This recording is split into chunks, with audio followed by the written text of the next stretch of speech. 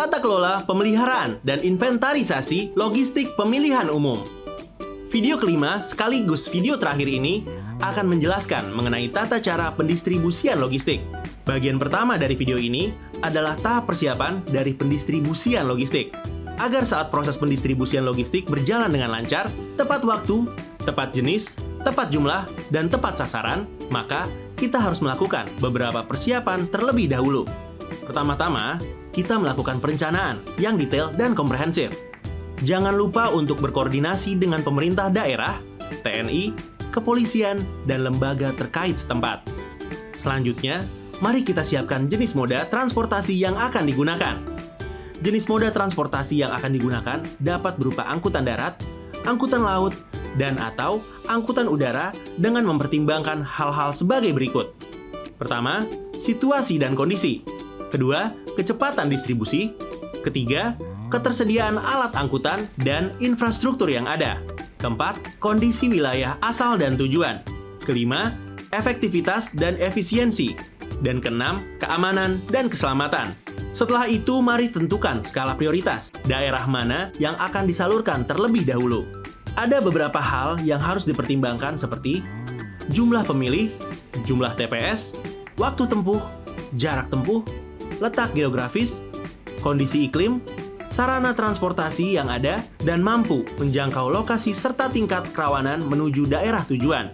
Siapkan kebutuhan administrasi dalam pendistribusian logistik, seperti surat tugas personil yang terlibat, surat jalan pengiriman logistik, bukti tanda terima barang atau BTTB, dan checklist atau kartu kendali pengiriman logistik. Buatlah tim yang bertugas untuk mengawal pendistribusian logistik. Petugas yang dibutuhkan diantaranya adalah penanggung jawab, pengawas kegiatan, petugas administrasi dan pencatatan, serta petugas pengawal pendistribusian logistik. Jangan lupa untuk menyiapkan sarana dan prasarana yang dibutuhkan, seperti alas untuk pengaman logistik, plastik atau terpal untuk melindungi logistik, tambang plastik atau tali plastik, troli untuk memindahkan logistik, dan sarana lain yang dibutuhkan. Petugas admin Silok mencatat setiap jenis dan jumlah logistik yang akan didistribusikan ke dalam aplikasi Silok. Bagian kedua akan kita lanjutkan ke tahap pelaksanaan dari pendistribusian logistik. Pendistribusian logistik dilakukan secara berjenjang dari gudang KPU Kabupaten Kota ke tempat penyimpanan di kantor PPK. Dari kantor PPK ke tempat penyimpanan di kantor PPS, sampai akhirnya akan disalurkan ke tempat pemungutan suara atau TPS. Pastikan moda transportasi yang digunakan benar-benar sudah memenuhi standar, kelayakan, dan keamanan, serta tertutup.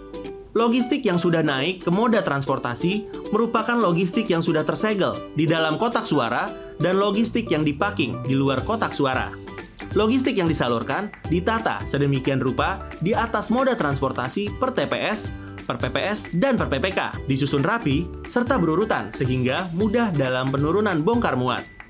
Dalam pendistribusian logistik harus dilakukan pengawalan dari tim yang telah ditunjuk, yang terdiri dari Sekretariat KPU Kabupaten Kota, petugas kepolisian, dan tak lupa untuk memberitahukan ke Bawaslu setempat. Petugas dilarang membuka kotak suara yang telah tersegel, serta memastikan keutuhan dan keamanannya sampai tujuan. Itulah video mengenai tata cara pendistribusian logistik.